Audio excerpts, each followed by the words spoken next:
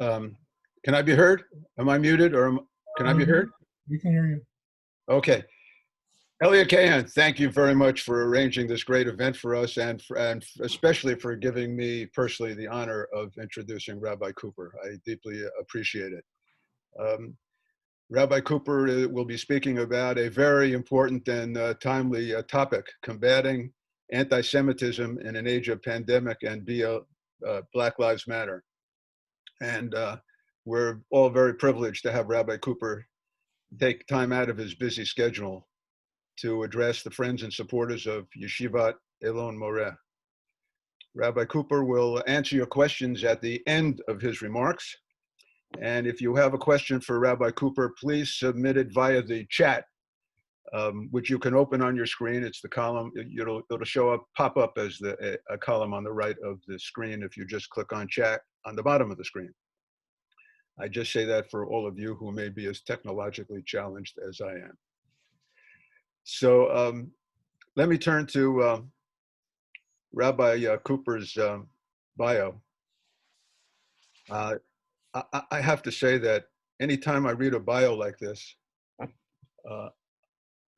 I find it a bit humiliating that it's possible for a single man in a single lifetime to have accomplished and be doing and accomplishing everything that Rabbi Cooper is doing.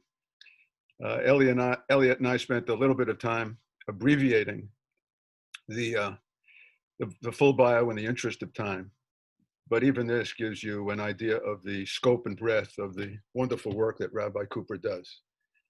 He is the Associate Dean, the Director of Global Social Action Agenda of the Simon Wiesenthal Center, as you know, a leading Jewish human rights organization with over 400,000 family members.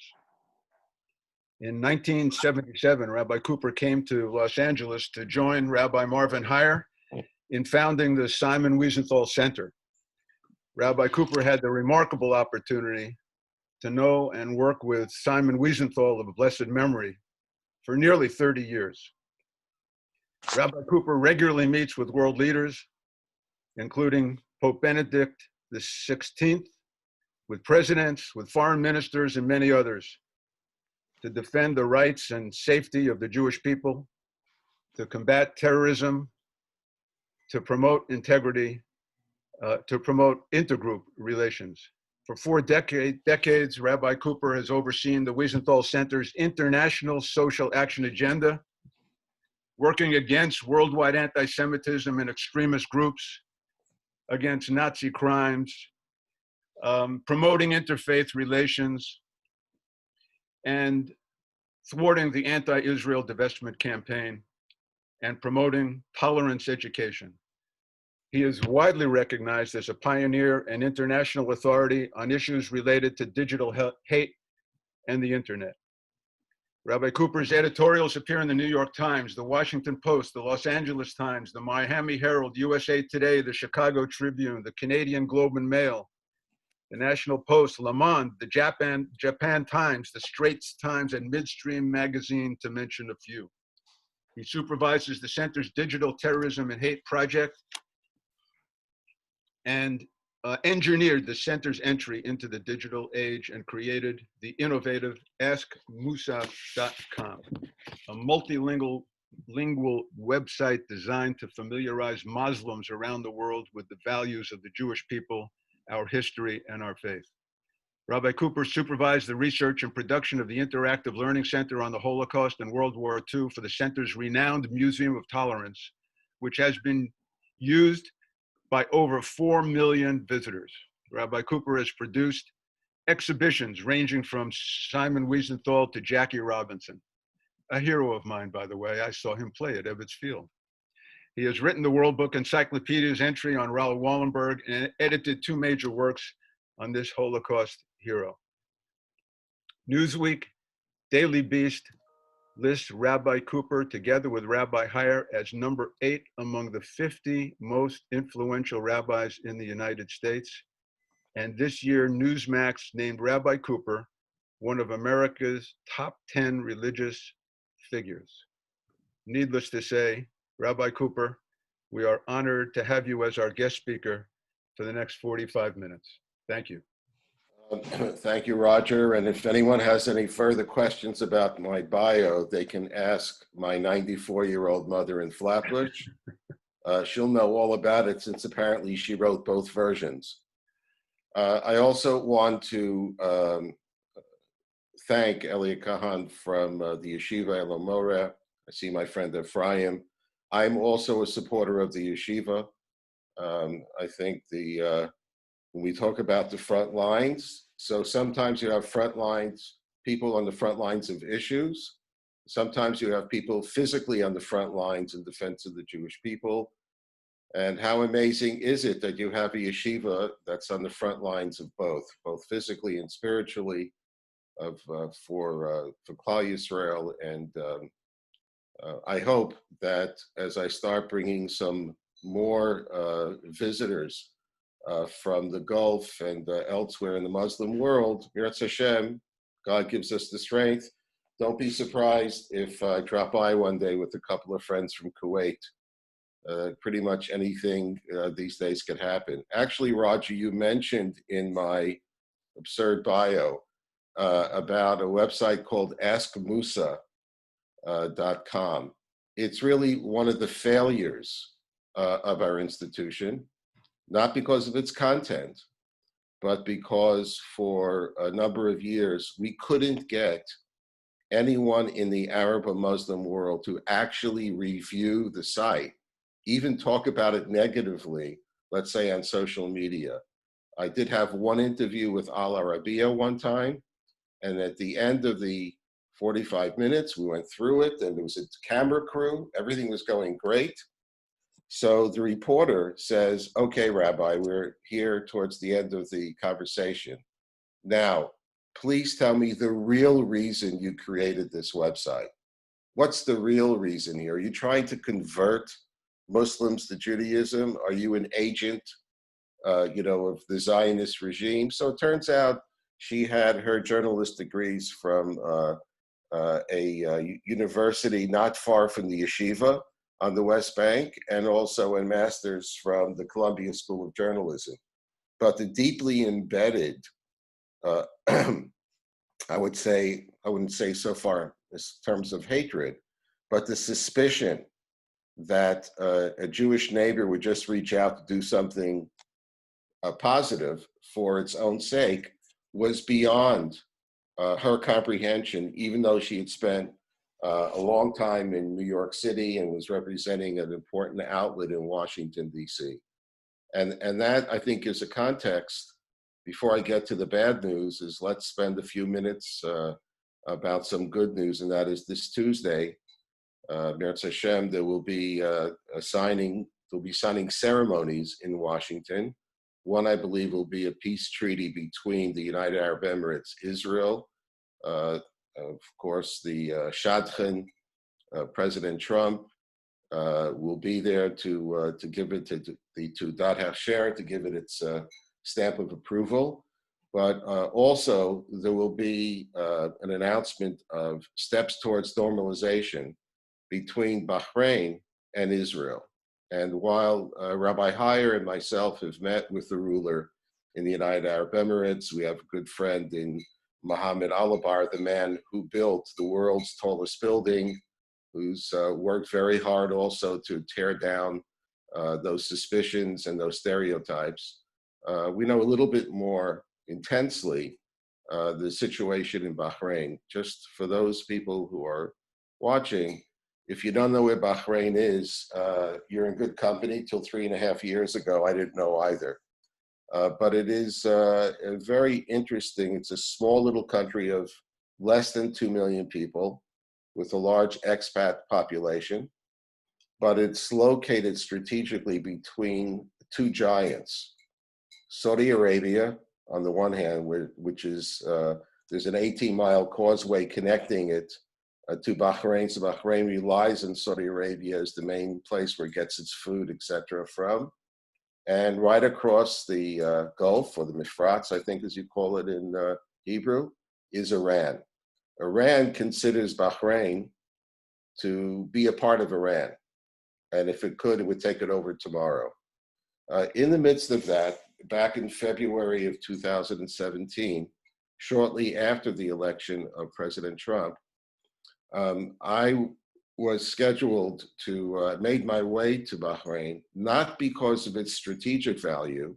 I'm not a general, and I'm no James Bond. Wherever I go, Afi Hamilka, I'm more or less, people who know me on this call, is more or less politely in your face type of Jew. But the reason I was attracted to Bahrain was that I had heard that it was the only Arab capital that allowed churches to function openly. In fact, I think even ring their bells, which is something reserved in terms of capitals in the Middle East, as far as I know, only Jerusalem. And I wanted to see for myself whether or not this was true. When we started making arrangements for that trip, it also turned out that His Majesty King Hamad was interested in meeting Rabbi Heyer, having seen him give the invocation at the Trump inauguration, where he gave Im eshkachech Yerushalayim tishkach yemini, where he specifically mentioned the holy city of Jerusalem. And so I actually went in and spent a few days, including Shabbat, in Bahrain, and Rabbi Heyer joined me on Sunday. What I had seen in Bahrain was quite amazing. I walked around the Shuk on Erev Shabbat and that area, and sure enough, right there were churches, Shia mosques, Sunni mosques, and unbelievable. My luck was I was there on the Hindu festival of Shiva. There was a 200-year-old Hindu temple. 10,000 Hindus were going in and out in the middle of one of their major celebrations. Quite remarkable, considering there was about 50 yards from a Shia mosque. So I said to myself, this is not your typical Arab society. And in fact, they pointed out a shul, largely, sadly, unused, mostly unused, which I didn't know that later on, 2 years later, Rabbi Heyer would be leading the first minyan inside of that shul since 1948. At the meeting with the king, he had his entire brain trust there. Rabbi Heyer shook his hand. Of course, Rabbi Heyer's from the Lower East Side originally, so if there's a taboo to be broken between one rabbi from the Lower East Side and I'm from Flatbush, we're pretty good. I think I hold the world's record in Japan. But he took the king's hand in order to give him the blessing that you give malchut, that you give to a king. So he did it in Hebrew, and then he translated it in English. Later on, I understand that the king said, he just was taken with Rabbi Heyer immediately. And they said, well, you've met other rabbis before. What's the big deal? He said, no. This is the first person I ever met as king who wasn't coming with his hand out to ask for something, but came to bring me something which was a blessing. In very short order in that meeting, which later on, by the way, was broadcast into Iran and across the Gulf, he blasted the Arab boycott. We never asked him about it, and said he was always opposed to it, and thought that there should be normal relations between all people, and that the boycott was just unacceptable. When I had my one question, I simply asked, Your Majesty, what would you think if the Simon Wiesenthal Center would invite a group of your citizens to be our guests in Jerusalem? He said, my citizens can go anywhere. And sure enough, 4 days, it was the day after President Trump announced he was going to move the embassy to Yerushalayim. All of the pundits, including my very close friends in Israel, said, well, it's good that you got to Jerusalem. You'll spend more time with your grandchildren because no Arab delegation is going to show up after that announcement. So they came, 24 religious leaders representing all of the faiths, spent 4 days in Yerushalayim, went to their various churches and mosques. The head of the Mishlechet went to Shalva, the amazing place that handles and cares for children with multiple handicaps. A huge, I would say, psychological breakthrough. One last point about why King Hamad from this tiny little kingdom is so important. He also authored something called the Bahrain uh, uh, Tolerance. Tried to remember the first word, but he wrote and released the first statement by an Arab head of state that basically said, every person has the right to pray to God in the way that they see fit. In fact, you also have the right not to pray. That kind of, it was the Bahrain Tolerance Declaration, which was officially released in Los Angeles, our home base, by Sheikh Nasser, his younger son, in the presence of 400 interfaith leaders from around the world. And it has since been, I was at an event in Mumbai, and it's really set a standard because it broke a fundamental taboo, which we're all still struggling with.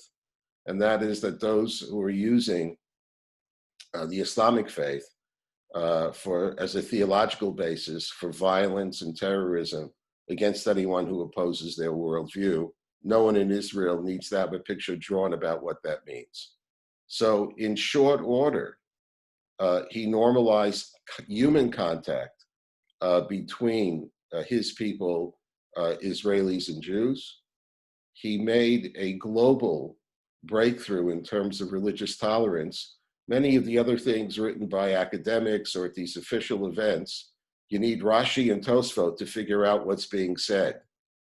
He wrote it in straight, plain English and Arabic, which really sets a standard for where we all need to get to. And then one final comment before we get to some of the more difficult news is that, you know, I was told by a great man, a mentor of mine, Dr. Alfred Balitzer, who was 35-year political science at the Claremont College in California, once taught, and he was himself a former diplomat. He said that diplomats sign treaties, but people make peace. And everybody on this call, especially the people in Israel, while we're grateful that Israel has peace treaties with Egypt and Jordan, we see also what the continuing problems and challenges come from a cold peace. The peoples of those regions were never allowed to really intermingle openly with Israel, so that the fundamental stereotypes about Israelis, about Jews, about Palestinians, about the state of Israel, etc., has not really changed. In some ways, it's deteriorated. What I think is most important beyond the signing ceremony at the White House is that both King Hamad and the ruler, Sheikh Mohammed, and their mishpacha, their cousins, they're going to be sending their foreign ministers to sign documents. But already, many of us have had multiple visits to the United Arab Emirates. Now they're talking about Pesach programs and kosher hotels and tourism, and of course, business opportunities for both. Both of these nations, for their own reasons, are keen to create real peace. Now, King Hamad is a Sunni, and the largest single group in his country are Shia. So you can be sure, and I think it's important to state, that what he did also not only has a pragmatic point behind it, but also took a degree of courage to do. So I think, you know, we'll see the final goal of having the embassies and all the rest may take a little bit longer time, but this is a tremendous a step forward towards peace.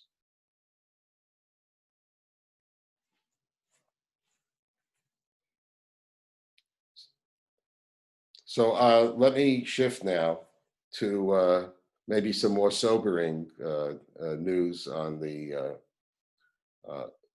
front in terms of anti-Semitism. Um, it's kind of difficult to know exactly where to start, but I would say that a good place to start was about 3 months before the pandemic hit in the United States, which was Purim time in the New York East Coast area. Everything else we'll all be dealing with, including now in real time. I had a meeting with the top three cops of the New York Police Department. One of them is in charge also of hate crimes. And we know that last year, which seems like a century ago, but last year, the number of crimes, hate crimes against Jews in New York City was more than double than the total number of other hate crimes against all the other groups combined. The idea, the notion of religious Jews being attacked on the streets in Williamsburg and elsewhere, Borough Park, Flatbush since, was quite devastating. And although the numbers have now gone down, primarily because so many people are locked at home, it is a very deep source of concern, to put it mildly. When I asked them what changed in New York over the last 5 years, Pe'echad, universal answer from people of the three guys with different ages and backgrounds: social media. The spreading of hate virally on social media, the repackaging of old stereotypes, negative stereotypes of Jews, and updated conspiracy theories, and flat out hatred of Judaism and Jews is now sort of a 24/7 subculture online, and it feeds a certain mindset, and sometimes it corrupts young people who don't know better. And in a time of general unease, of economic dislocation, etc., it is a very disconcerting time. One area which, thankfully, there are some Israelis deeply involved with this as well. One area, one target, I want to talk about draining the swamps of anti-Semitism. So if you can get people in the Gulf, ultimately with Saudi Arabia doing the same of turning around its Jew hatred, that's going to be one swamp that if it dries up, it would be absolutely phenomenal. But one of the other swamps we deal with is the most powerful marketing tool ever conceived by anyone, which of course is social media. And there, it'll be impossible to remove all of the anti-Semitic hate. But there we have a couple of jobs that are bigger than any one Jewish institution. We're deeply involved, as in the introduction that you mentioned. And we're talking now, we'll be having another meeting with Facebook in the next few days. But the goal has to be, Aleph, to know what is being said about us and by whom, because it's a long list. And secondly, how do we degrade the marketing capabilities of these hate groups and hate mongers? So right now, with the help of artificial intelligence, and also we call the old country some seichel of good researchers, it's a monumental task. It's certainly not completed. I think the state of Israel actually needs to officially open a kind of bureau just dealing on the anti-Semitism end of things because of the multitude of languages. But basically the approach is to get the companies themselves, the big boys on the block, including Facebook, including Twitter, Google, YouTube, etc., VK.com out of Russia, and others, is to get them to live by the rules that they allegedly set. And that means that they have the capabilities to interdict, to permanently throw off people who may want to change a letter to try to sneak back on. and to be responsive to groups like the Wiesenthal Center when we send them material. Say Telegram right now is very powerful tool of the evildoers. We expect that when we send these materials, they'll be removed. It's an ongoing battle. In the United States, there is no law against hate or anti-Semitism. In fact, just the struggle to get the US universities to adopt the International Holocaust Group, IRA, that came up with a fundamental definition of anti-Semitism, now adopted by over 25 European countries, has been a massive struggle, primarily because one of the elements in that definition talks about anti-Zionism. That it actually talks about examples when you cross the line, the red line between legitimate criticism and hatred for the idea of the state of Israel, hatred for Israelis and hatred for Zionists and Jews around the world.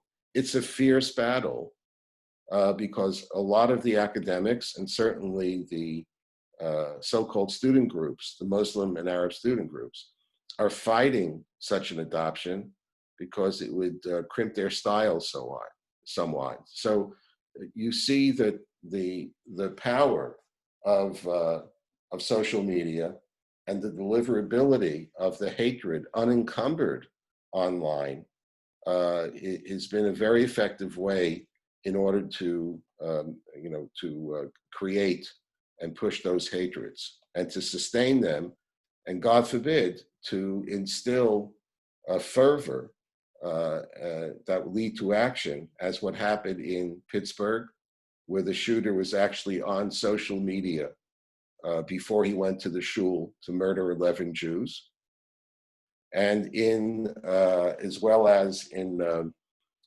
San Diego County, where an otherwise normal 19-year-old was turned and could have became a soldier for violent hatred and anti-Semitism, and killed a beautiful woman during davening on Passover, Pesach, and injured the rabbi in that Chabad minyan as well. So, and there've been tragically many other incidents, and there will be more, unless and until we can staunch that kind of open sewage of hatred, repackaged with all the bells and whistles of internet technologies and social media, the very tools we're using right now for this conversation. So the question is, where's the enemy?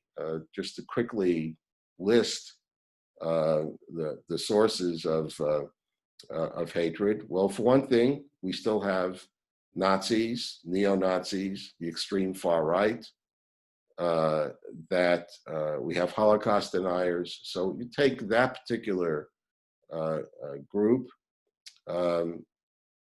it's a little bit difficult because there are some adherents to conspiracy theories who don't see themselves as hating Jews. But if you drink the Kool-Aid that says that the US government and the state of Israel was behind 9/11, it's not going to take very long for you to become a Jew hater. In addition, many people in that end of the spectrum are worried about the future, quote unquote, of the white race. And they have seen until now pretty much open borders. And when you need to blame someone, it's usually easiest to blame to the Jews.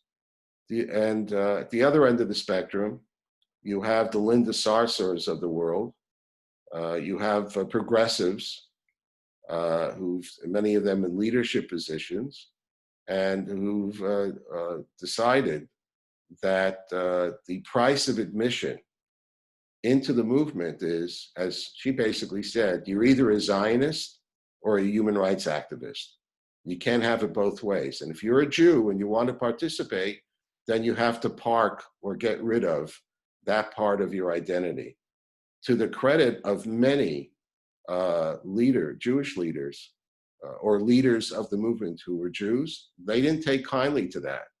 That included people from the LGBTQ movement who were barred from bringing their own a Star of David flag into a march, to some of the leaders in the Washington march that took place the day after President Trump's inauguration. There were 1 million people on the street of Washington protesting. And the effort goes on to demean the state of Israel and demean her supporters, not only on university campuses, but in the front lines of this movement. Where we see now a spillover is been brought about by something called intersectionality. That's a matter of sort of connecting dots between events in different countries.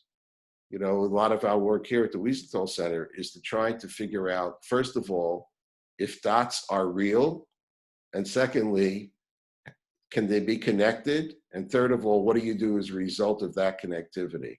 But for the Palestinian cause, their connectivity is whatever problem, whatever crisis hits the United States of America's minorities. So there needs to be a line drawn back to the state of Israel. So if an African-American man in custody is killed, I think murdered, by a police officer in Minneapolis, the next thing you know, they're saying, well, what do you expect? The Israelis train American police, and the implication is that they're the ones training American police to kill African Americans, just like the Israelis murder innocent Palestinians. This is the updated big lie in our age. And of course, when it's repeated over and over again, a lot of people do drink the Kool-Aid. And there are, unfortunately, plenty of young American Jews who are prepared to say, okay, once upon a time, I thought Israel was a great place, but I was wrong. I've learned better. I'm going to atone for my sins.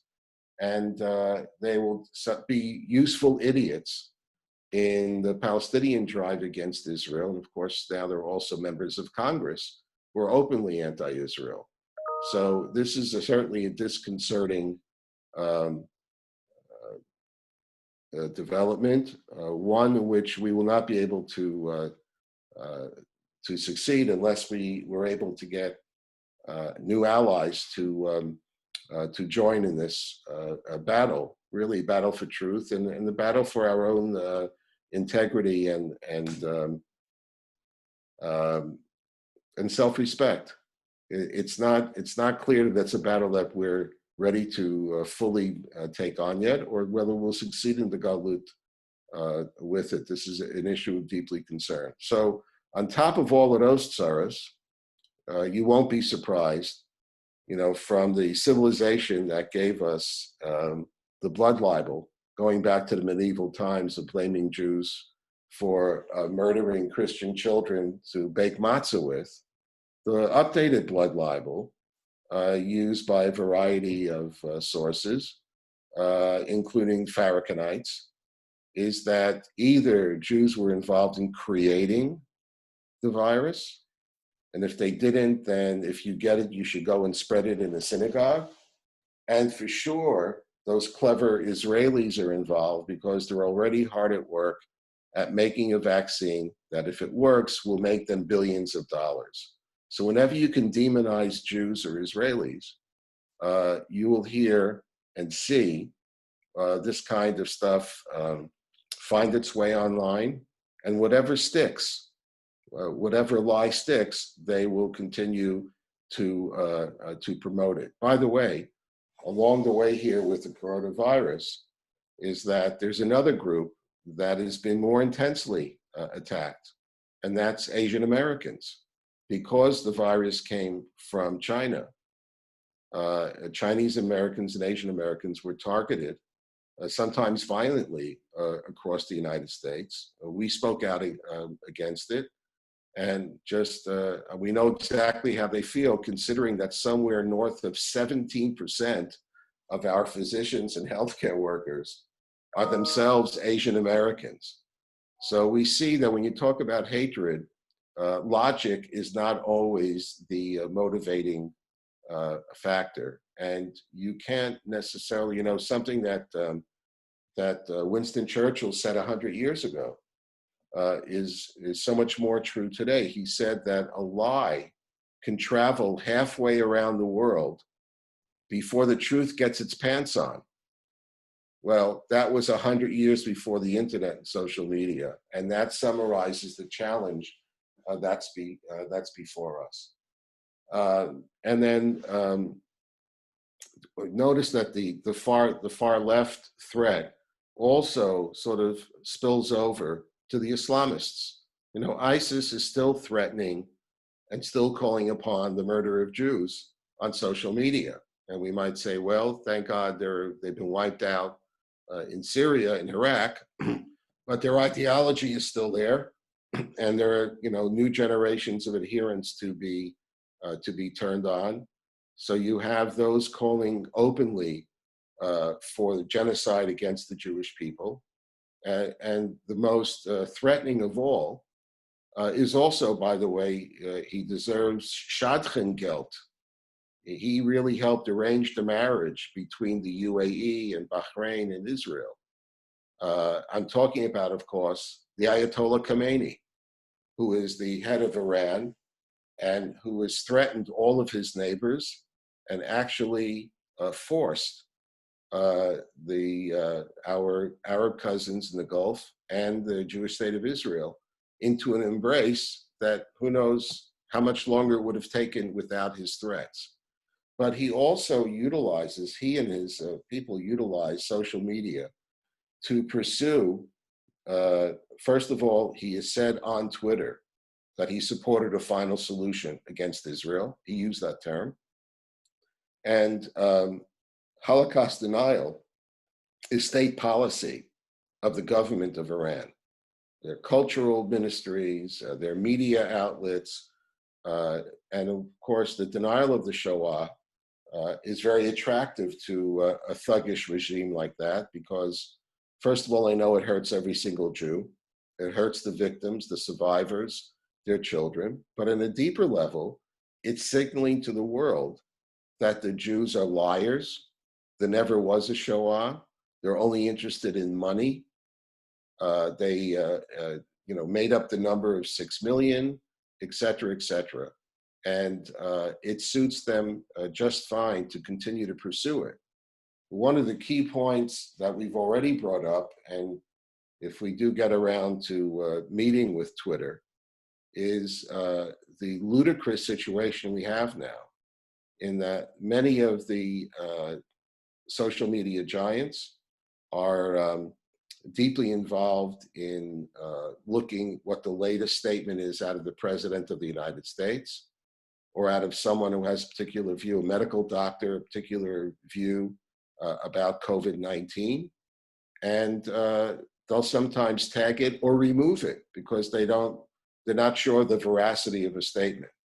So what we have right now is, in our democracy, we have a private company, powerful, Twitter, that will censor sitting president of the United States and give full unencumbered access to their platform for the Ayatollah Khamenei to spread his genocidal threats and hatred against the Jewish state, unencumbered in multiple languages. This is a situation that we cannot allow to stand. So I didn't mention in any detail the situation involving also some of the young African-American figures in culture and in sport who have repeated some of the Farrakhan hatreds of Israel to the next generation. And Farrakhan has lived long enough to see that his hatred has found some traction among African Americans. So just to transition to my last point is like, so where do we go from here? What do we do? I think the most important thing for Jews in diaspora is that the day after this crisis is over, we have to get to know our neighbors better. And I'm talking especially to religious Jews and to Orthodox Jews. That means that if you have a Baptist church 2 miles away, someone needs to go in there and find out who is the reverend who runs it. What do they know about Israel? What do they know about Judaism? And you might say, well, why do we have to get involved with that? I mean, the answer is very simple. In the world of social media, if you don't step up and tell people what your values are, like what do you do in a synagogue, what is in the Torah, others will, and among them are the Ayatollah Khomeini, ISIS, and Farrakhan. So the idea of just sitting back in your own community, being a friendly neighbor, etc., that's not good enough anymore. So the day after crisis, we need to find issues that we can work together on, which of course has to do with feeding the homeless, and many urban issues that are coming up now. I believe that the vast majority of African Americans, even with the Black Lives Matter, they don't want less police. They want more police policing their communities. So we're going to have to find a way to reconnect to once was a historic alliance between African Americans and Jews. We need to find people who are ready to respect us, and we can respect them. And I think the same holds true in a multi-ethnic society across the board. Secondly, we need to get more involved in the political process of our democracy from the grassroots up. That is something right now that Muslim and African Americans, as well as Arab Americans, have been very involved with, and they've shown some important results for their cause. I think that I know my dealings with Ephraim Bluth and with Elia Kahan, the era of checkbook Judaism is over. You can't give over to your children and grandchildren Jewish values by osmosis. That's why we have yeshivot. That's why we want people to have their own love affair with Israel.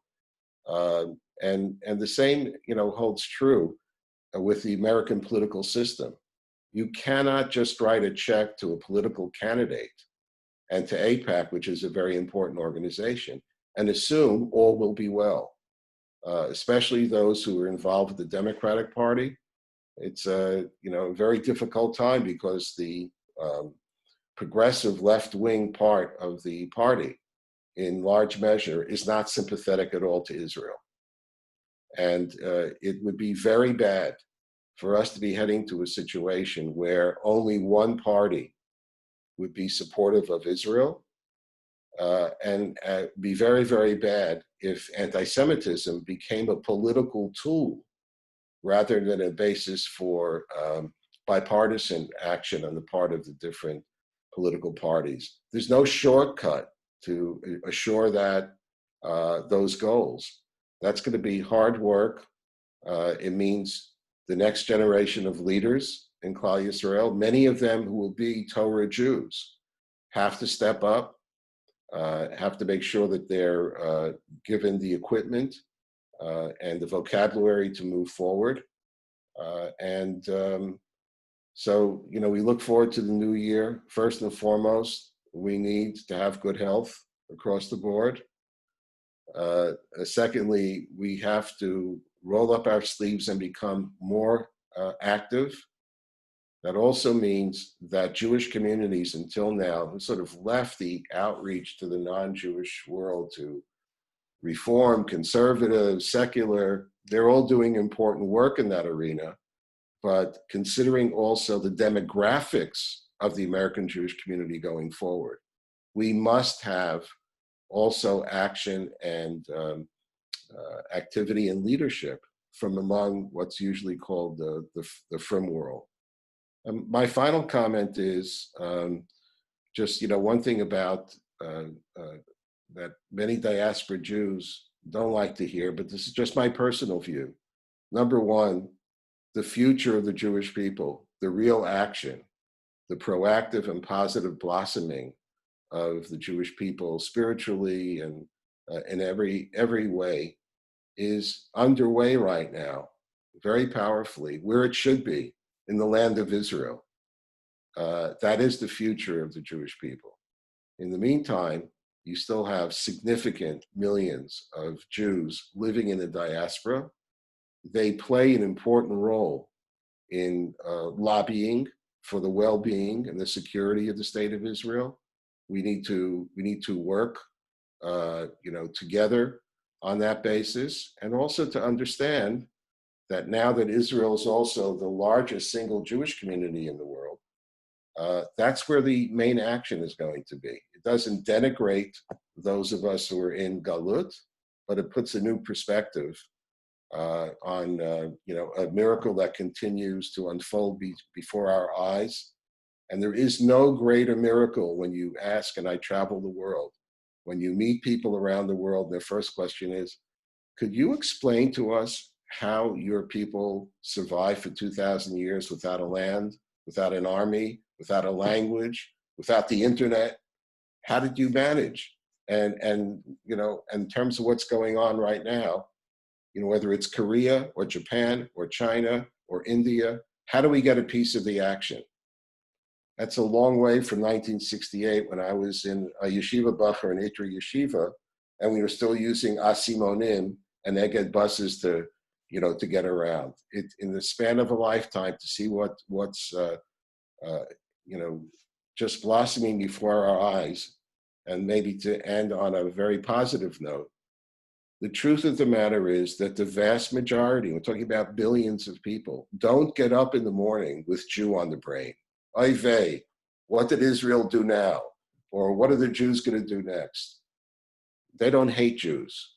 They have a profound curiosity about what makes us tick and why Jews in Toronto care about Jews in Tel Aviv and vice versa. So I think an important part of the Hasbara going forward, which is an important part of the defense of the Jewish people and the state of Israel, is based on knowledge, Jewish values, and leadership.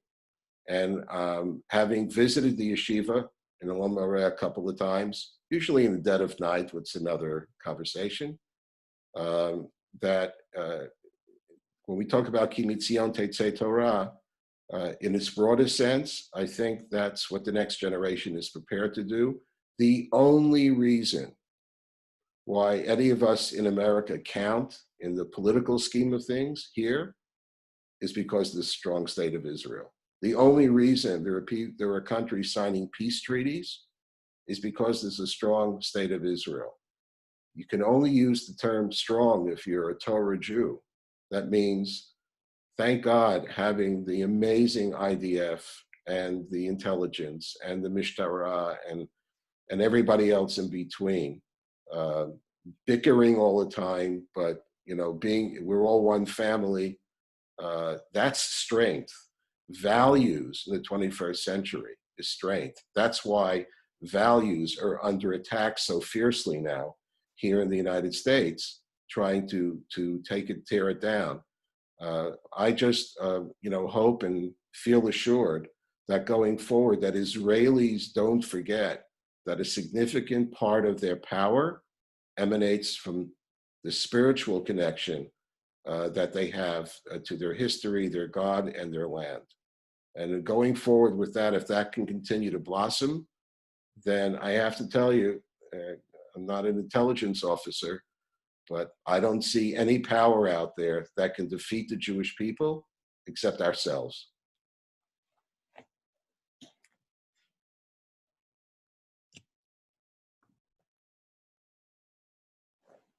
Says Roger, you're on okay. Oh yeah. Okay. Thank you, Rabbi. Speaking for myself, I know, speaking for myself, my heart is pounding. I assume everybody else's is too. That was quite an interesting talk. We're really out of time, but do you and everybody else have just a few more minutes for a few questions? Well, I have to the top of the hour, which is about 5 minutes. 5 minutes from now. Okay. Can we try one or two? Sure. All right. If people would just raise their hand, I'll call on people and you can go right ahead and ask your question. Elliot. So, Rabbi Cooper, the what's the connection between BLM and Farrakhan? Like, Rabbi Heyer seemed to indicate that they're almost one and the same. Now, Well, yeah, Farrakhan has, Louis Farrakhan, who's been the head of the Nation of Islam for 4 decades now. For whatever reason, Kadosh Baruch Hu wants to keep him around. He's older, he's elderly, but he's never changed his message. He called Judaism a gutter religion. He says we're not the real Jews anyway. Hitler was a great man. And that's his anti-Semitism is one part of his Lahavdil, his Torah. The other part is about Black empowerment, which is a very, very strong message, since very few other African-American leaders over the years really talked about it. So when you meet African-Americans, including Nick Cannon, who was a famous cultural figure here in America. So when they hear Farrakhan, they hear Black empowerment. When a Jew hears Farrakhan, they hear anti-Semite par excellence.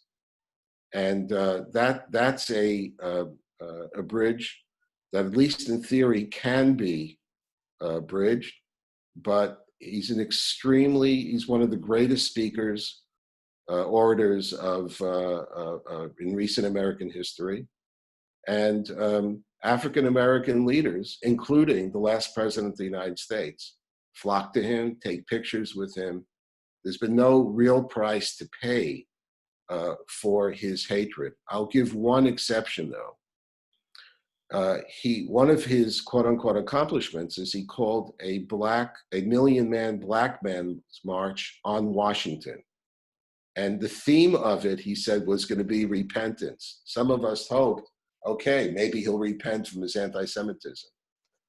There was one Black leader who refused to attend.